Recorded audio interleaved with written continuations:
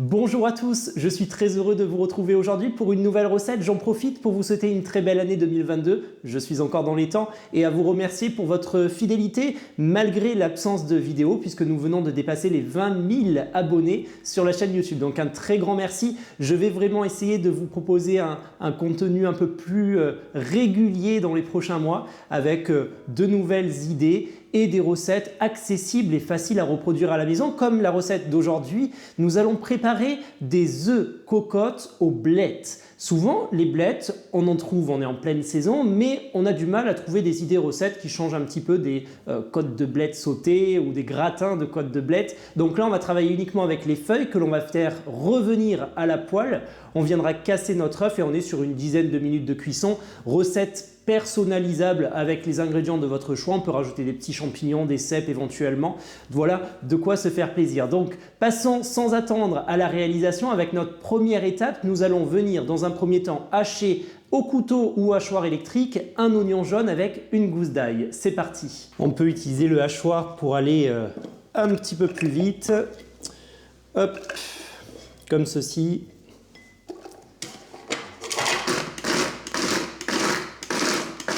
On fait chauffer un filet d'huile d'olive généreux dans une poêle sur feu moyen. Attention toujours à ne pas trop chauffer l'huile d'olive pour éviter de la brûler. Elle risque sinon de devenir toxique, cancérigène. Donc dès qu'elle commence à tiédir, nous allons directement rajouter nos oignons. On va ensuite les faire un petit peu caraméliser. J'attends quelques secondes et c'est parti pour les oignons. Nous allons ensuite les faire caraméliser, mais pendant ce temps, profitons-en pour venir émincer nos feuilles de blettes préalablement lavées. Donc bien sûr, j'ai préalablement retiré les côtes de blettes avec un couteau fin, en suivant la nervure centrale tout simplement. Côtes de blettes que vous gardez pour une préparation séparée.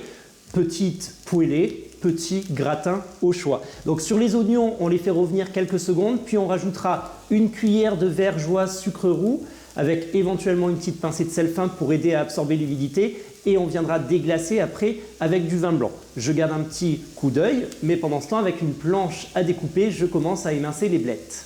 Vous venez les rouler sur elles-mêmes et on les émince finement comme ceci. L'oignon commence à fondre et à colorer. Je rajoute du coup l'équivalent d'une bonne cuillère à café de sucre roux ou de vergeoise pour faire un petit peu caraméliser. Et une bonne pincée de sel fin. Voilà, c'est toujours intéressant d'ajouter une petite pincée de sel pour faire caraméliser et colorer. Je déglace ensuite les oignons avec 20 à 25 centilitres de vin blanc sec. Bon, vous prenez un blanc entrée de gamme, un premier prix ou du vin pour cuisiner. On reste sur un bon feu moyen pour maintenir l'ébullition et faire ainsi réduire ce vin blanc.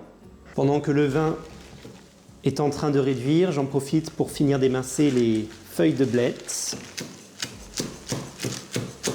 Il me reste un petit fond de vin blanc, il est quasiment réduit, donc c'est intéressant de garder ce petit concentré d'arôme et de ne pas faire une réduction à sec. Je viens donc désormais rajouter les blettes émincées. Pour vous donner un ordre d'idée, j'ai pesé la quantité, nous sommes sur du 350 grammes en poids.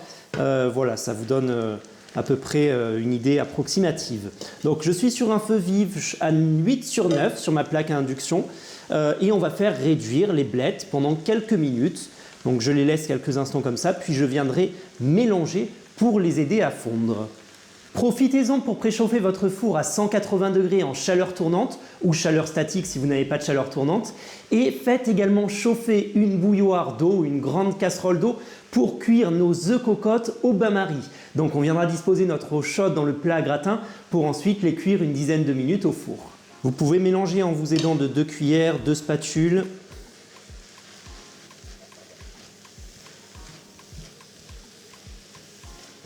Après 5 minutes de cuisson, les feuilles de blettes ont bien fondu. Je vais juste les assaisonner avec un petit peu de poivre et une petite pincée de piment d'Espelette.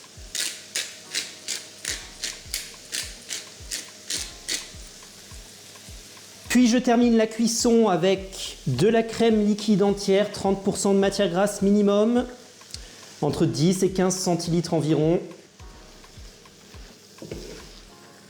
Nous pouvons rajouter une petite pincée de sel si nécessaire. Et la cuisson est terminée. J'arrête le feu.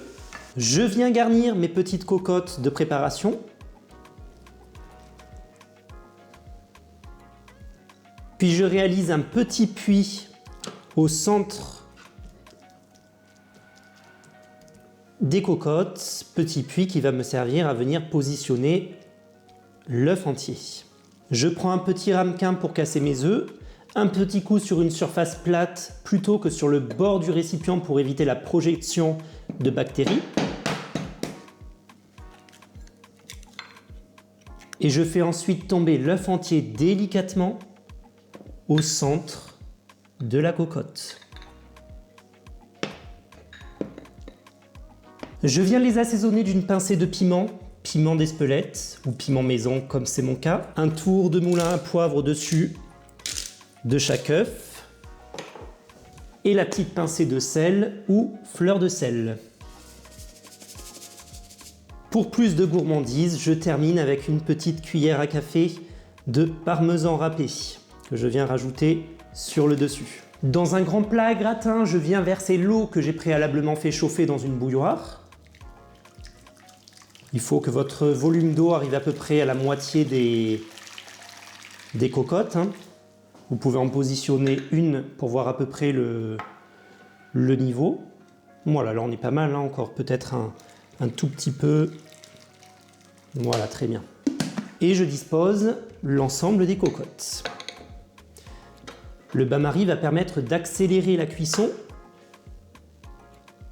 et d'avoir une cuisson surtout homogène. Mon plat est prêt, je vais l'enfourner 10 minutes à 180 degrés à mi-hauteur au milieu du four.